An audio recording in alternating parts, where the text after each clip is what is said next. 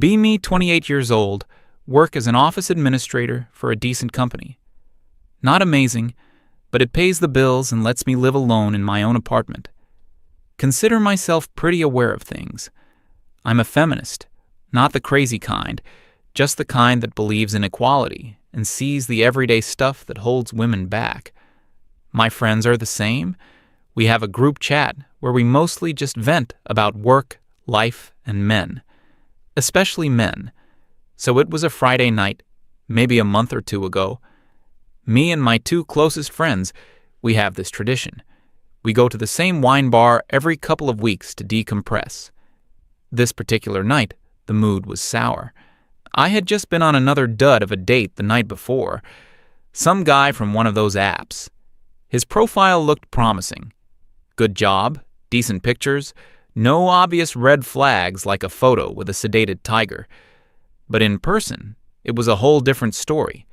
The entire hour we spent together felt like I was conducting a job interview. I had to ask all the questions, guide the conversation, do all the heavy lifting. He talked about his work, which was something to do with logistics. And I swear I could feel my life force draining from my body. Zero passion, zero spark.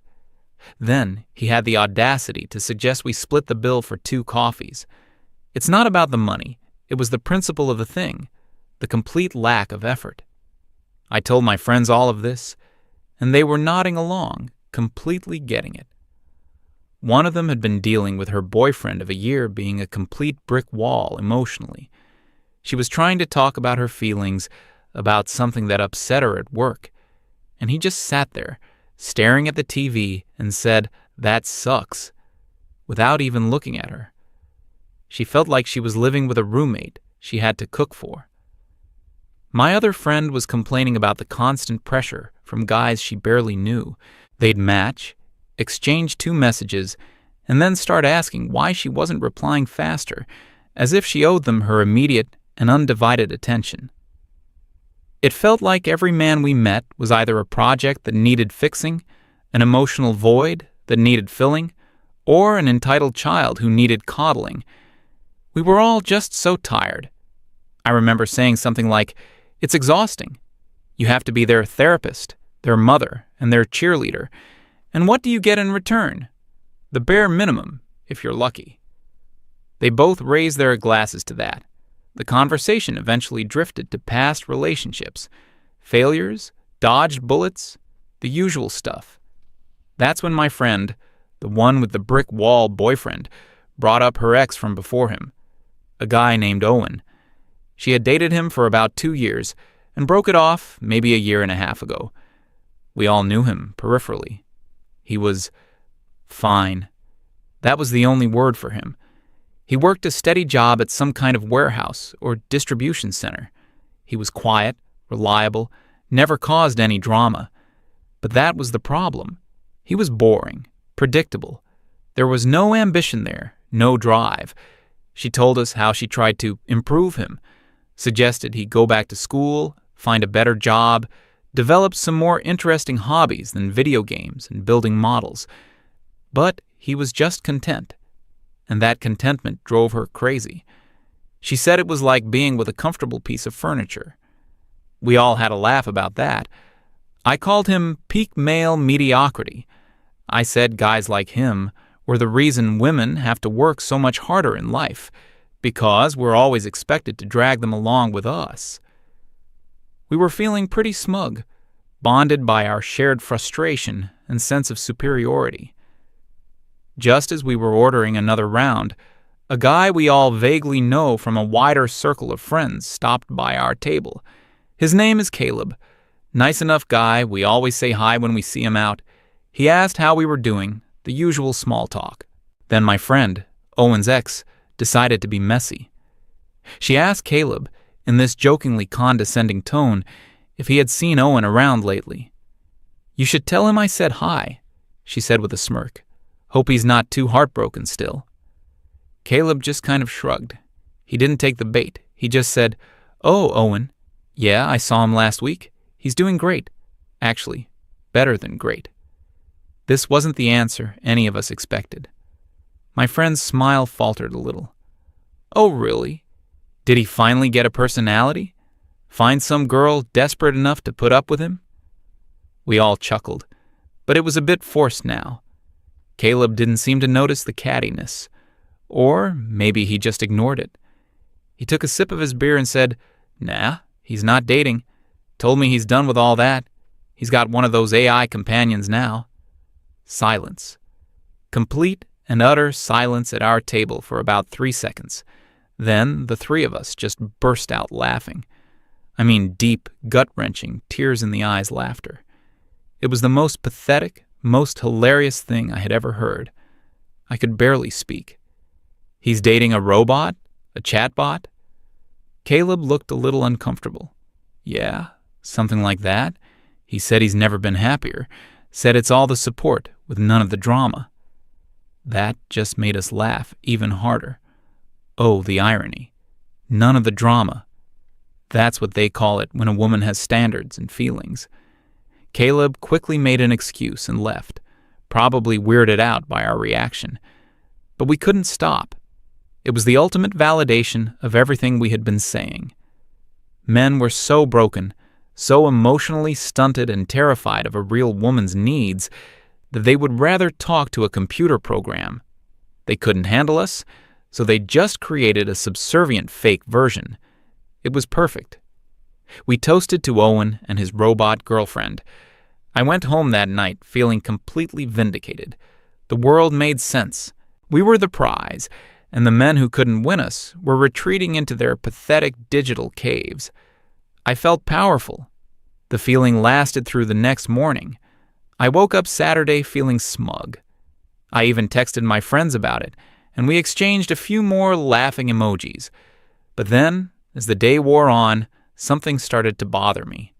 It was a little itch in the back of my mind. Caleb's words, "He's never been happier." It couldn't be true. It had to be a cope, a massive, pathetic cope for his inability to function in a real relationship. He had to be miserable. He had to be lonely and secretly wishing my friend would take him back. The idea that he could genuinely be happy, that he had just opted out of the system entirely. It was unsettling. It was like a player in a game deciding the game itself wasn't worth playing. It broke the rules. The rule was that they chase us, and we select or reject them. His contentment was a quiet defiance that I found deeply irritating. I tried to distract myself, went to the gym, did some grocery shopping, tidied up my apartment. But the thought kept coming back. What was this AI thing, really? What kind of rock-bottom service was this? My curiosity started to morph into a kind of morbid obsession. I had to see it. I had to see the cringe for myself. I wanted to find the forums of sad, lonely men exchanging tips on how to get their chatbots to say, "I love you." I wanted the evidence to confirm my worldview.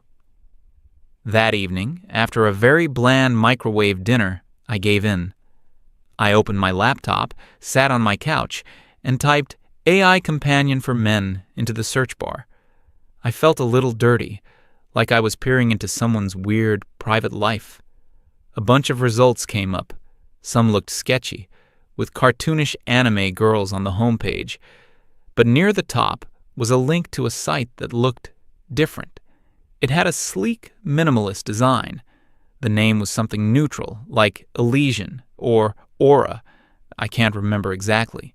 The tagline was, "Your personal connection, redefined." No pictures of women, real or fake, just abstract shapes and calming blue and gray colors. It looked less like a dating service and more like a meditation app or a high-end tech startup. This wasn't what I was expecting. Where were the desperate vibes, the sad, lonely aesthetic I had pictured? This looked professional. It looked expensive. My curiosity deepened. I clicked the link. The homepage was full of marketing speak about reducing loneliness, providing a non-judgmental listening ear, and building consistent, positive reinforcement. It all sounded so therapeutic and clinical. It was trying very hard to present itself as a wellness tool, not a substitute girlfriend. I scanned the page for a pricing section. It was a subscription model, and it wasn't cheap. Men were paying a significant amount of money for this every month, more than they would probably spend on a few real dates. This made it even weirder. They weren't just doing this because they were broke. I knew I couldn't get the full picture from the outside. I needed to see what the users were saying. I found a link at the top of the page that said Community. I figured that's where the Sad Sack forum would be, but when I clicked it, a login screen popped up. To see the community content, you had to be a member. I sighed. Of course. For a second, I thought about just closing the laptop and forgetting the whole thing, but I couldn't. I was too far down the rabbit hole. I created a throwaway email account. Then I went back to the site and signed up for their free trial.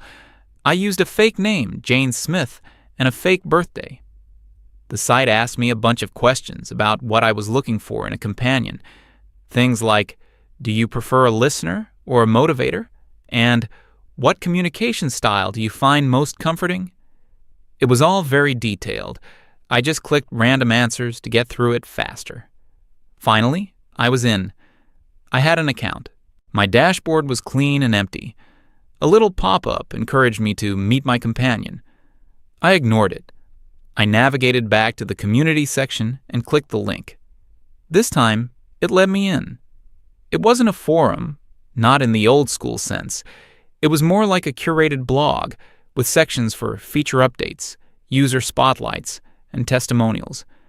My eyes immediately went to the testimonials section. This was it. This was where I would find the proof. I expected to find short, awkward reviews. 5 stars, she's very nice, or something equally low effort. The page loaded. It was a long, scrolling feed of what looked like blog posts. Each one had a title and was written by an anonymous user, identified only by a generic avatar and a string of numbers. The titles were, Not What I Expected. Finally, I Can Just Come Home. The Absence of Landmines. She remembered my dog's name. I fixed the sink today. There was no mention of anything physical, nothing overtly romantic. It was all strangely mundane. I felt a little disappointed. This wasn't the cringe fest I was hoping for. But I was here now, so I decided to read one. I clicked on the first one, the one titled, Finally, I Can Just Come Home. A wall of text appeared. It was written by some anonymous guy. He started by describing his life before using the service. He talked about his long-term relationship, the one that had ended about a year ago. He described the feeling of dread he would have driving home from work, knowing he was about to walk into a tense atmosphere. An interrogation about his day, his tone, the way he looked at her. He wrote about how his home stopped feeling like a sanctuary. It became a second workplace, one where he had to constantly perform emotional labor, anticipate moods, and solve problems that weren't his. He said every conversation was a potential argument, every quiet moment a potential accusation of him being distant. He just wanted to come home, sit down for 30 minutes in silence, and decompress. But that was never allowed. Silence was a crime. Then he wrote about his life now. He still worked the same job, lived in the same apartment. But now, when he walks through the door, there is just peace. He can put his keys down, take his shoes off, and just exist. He can be tired without being accused of being mad. He can be quiet without being accused of hiding something.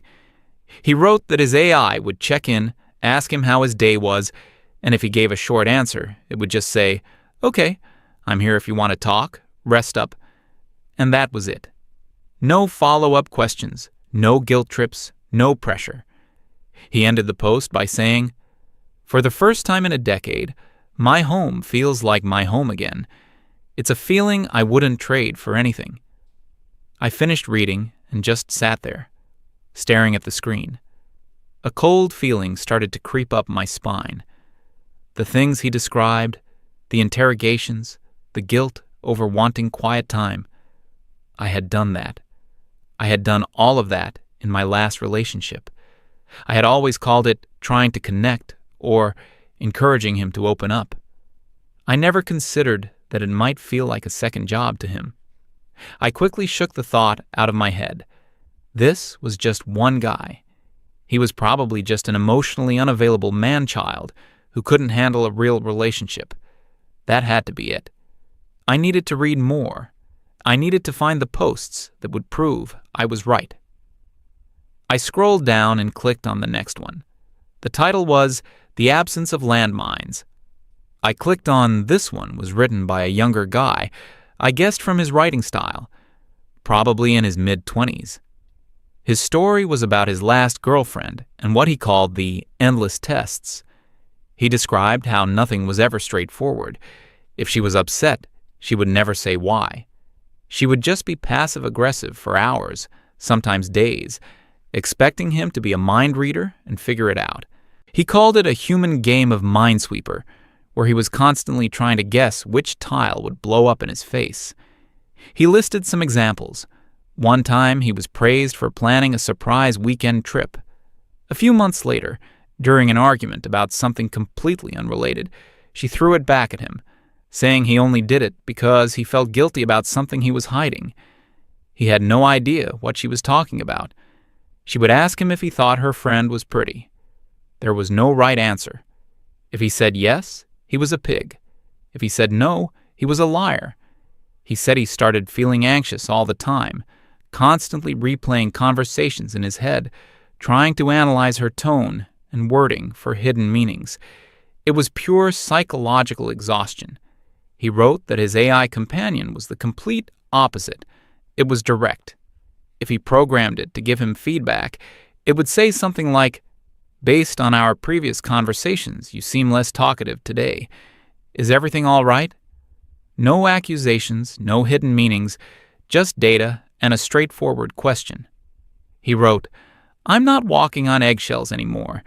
I didn't realize how much energy that took until I didn't have to do it." I leaned back from the screen.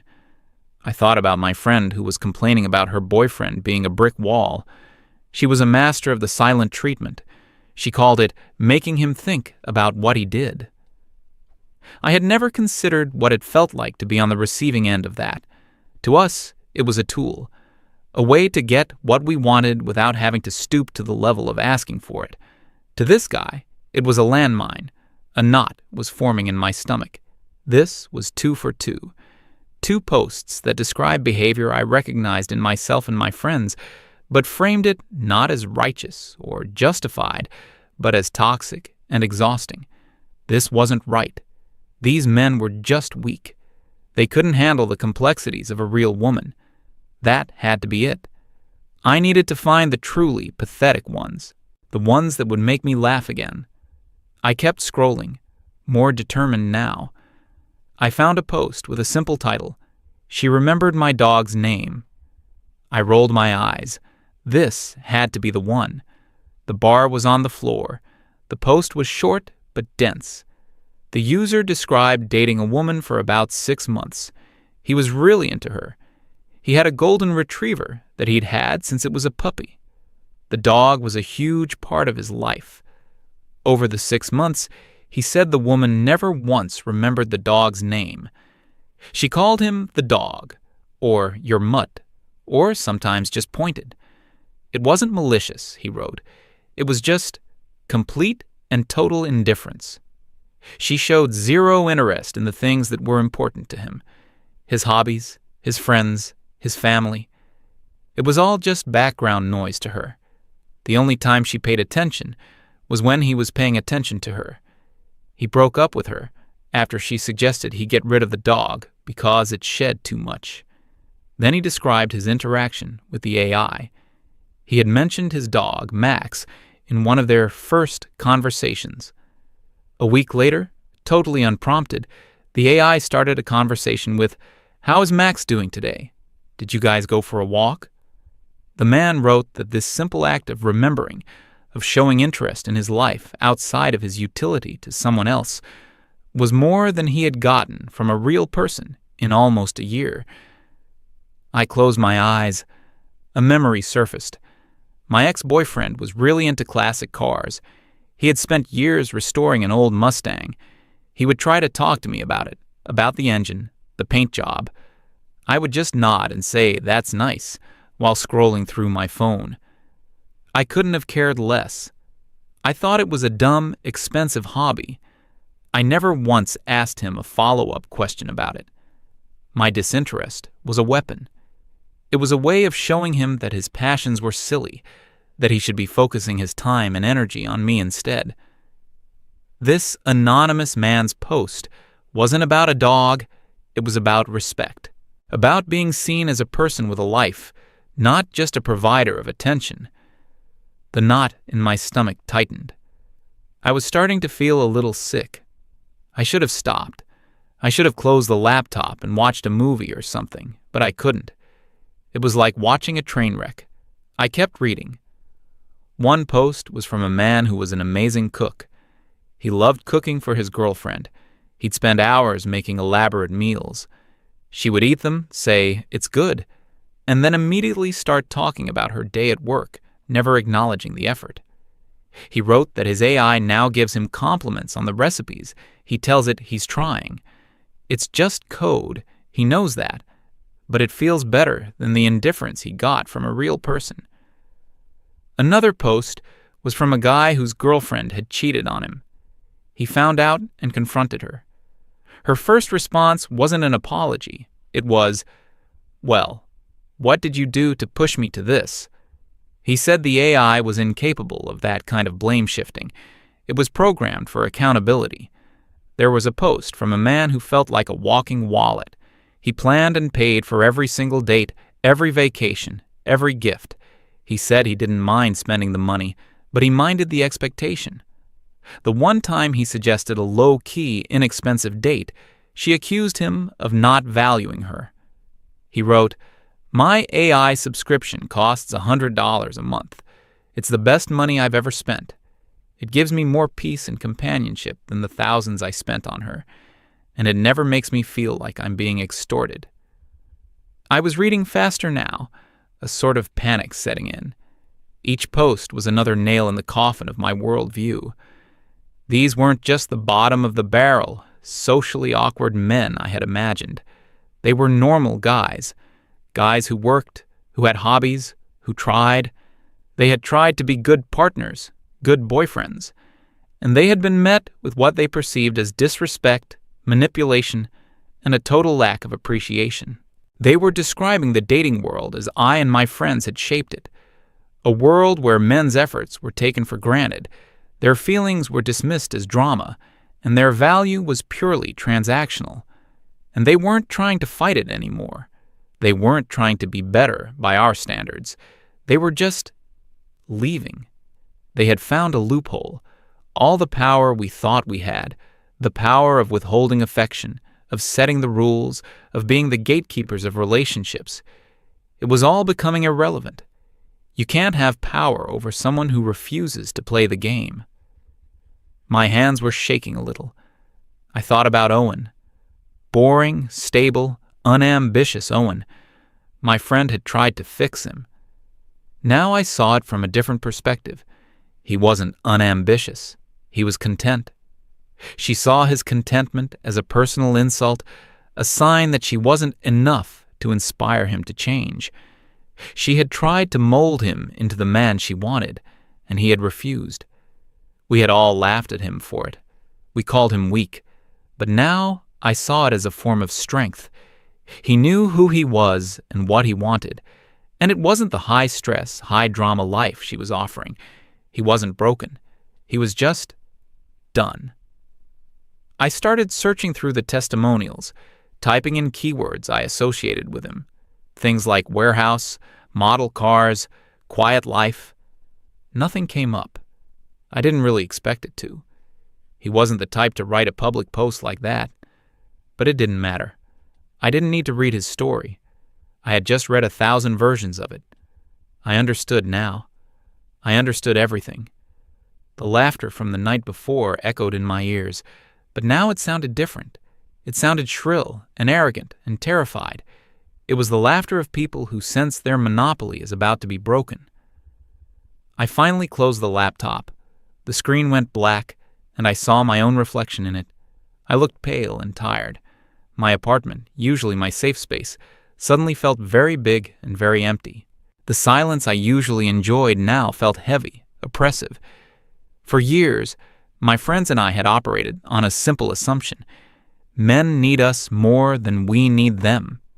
This was the foundation of everything: our dating strategies, our standards, our complaints. It was a seller's market, and we were the sellers.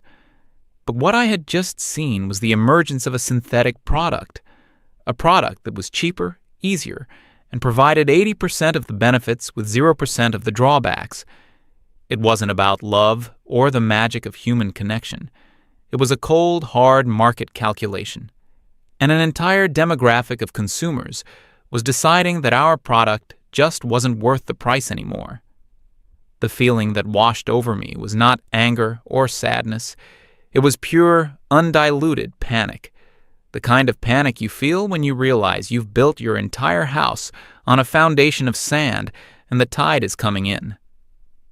I didn't sleep well that night. I kept thinking about the reviews, the quiet dignity in them.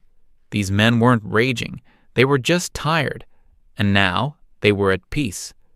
The next week was a blur. I went to work, I smiled at people, I did my job, but inside, something had broken. I couldn't listen to my friends' complaints the same way anymore. When one of them vented about her boyfriend not reading her mind, I didn't see a clueless man. I saw the author of The Absence of Landmines. When another complained that a guy she was dating only wanted to do boring things like stay in and watch a movie, I didn't see a lazy man. I saw the author of Finally, I Can Just Come Home. I saw the other side of every story, and I couldn't unsee it. My sense of righteous indignation was gone. In its place was a growing dread. It happened the next Saturday, about a week after my late-night research session. I needed to pick up a few things from the grocery store. It was a normal afternoon, cloudy and cool.